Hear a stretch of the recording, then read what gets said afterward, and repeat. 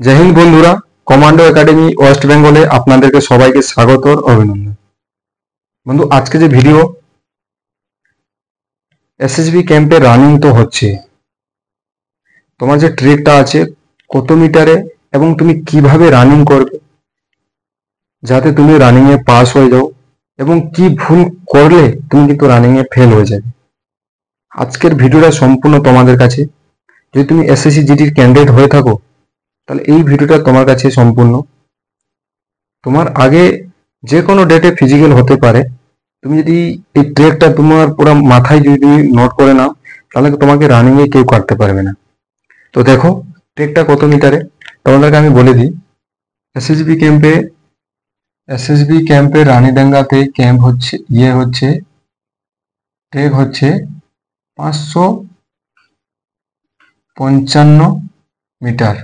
তোমাকে রাউন্ড লাগাতে হবে नो রাউন্ড, ঠিক আছে, नो রাউন্ড তোমাকে লাগাতে হবে।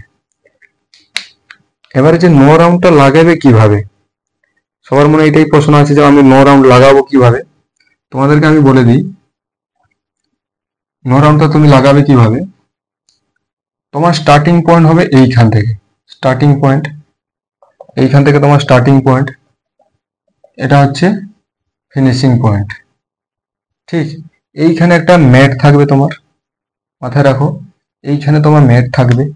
এবারে এই যে ম্যাটটা থাকলো এইখানে দুটা দেখবে তুমি রাস্তার সাইডে দুটা মেশিন আছে, দেখবে এখানে দুটা মেশিন, এখানে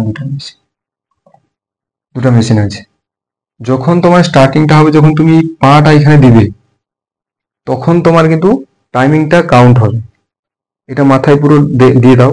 যখন তুমি এইখানে পা দিবে তখন তোমার কাউন্টটা শুরু হবে, টাইমিং 24 মিনিট টাইম। এবার কিছু ছেলে এটা ভুল করবে। তুমি জানো যে রানীডাঙ্গাতে যে আগে যাচ্ছে ওকে আগে রানিং করানো হচ্ছে, যে পরে যাচ্ছে পরে রানিং করা হচ্ছে। তো তোমাদের বেচ ধরো 100 জনের বেচ হয়েছে, 25 জন করে লাইন লাগানো হবে।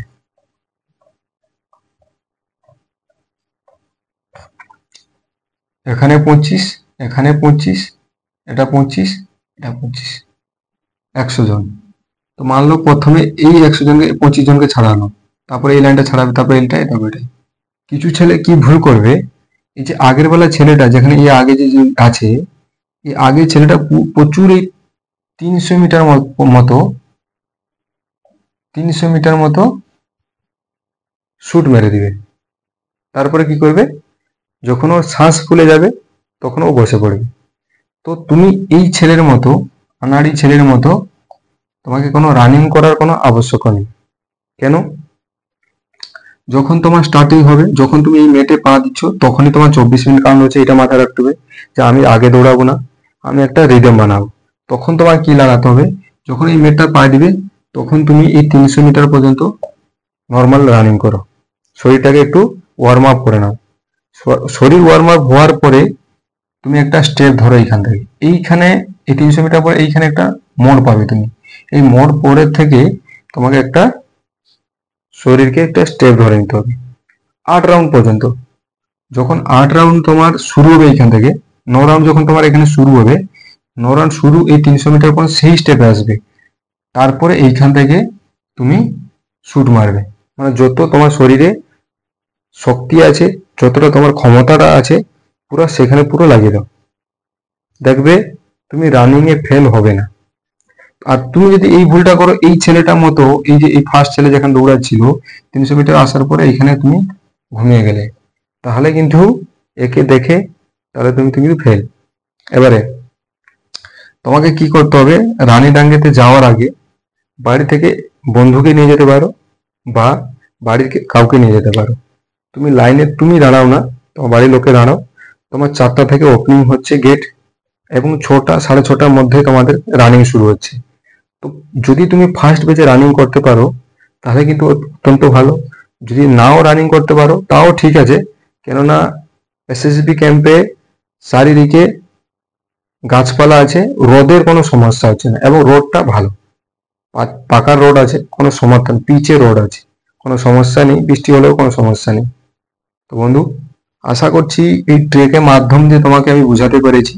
যদি তুমি এই ট্রেকটা ফলো করতে পারো তাহলে আমি তোমাকে বলি তোমার রানিংয়ে তুমি তো কাটবে না। কেমন লাগলো ভিডিও অবশ্যই কমেন্ট করবে। যদি ভিডিওটা ভালো লেগে থাকে তাহলে একটা লাইক করবে, শেয়ার করবে এবং কমেন্ট করবে। এবং তোমার কোন ডেটে ফিজিক্যাল আছে অবশ্যই কমেন্ট করো। নতুন একটা ভিডিও নিয়ে আসবো। জয় হিন্দ, বন্দে মাতরম, রাম রাম।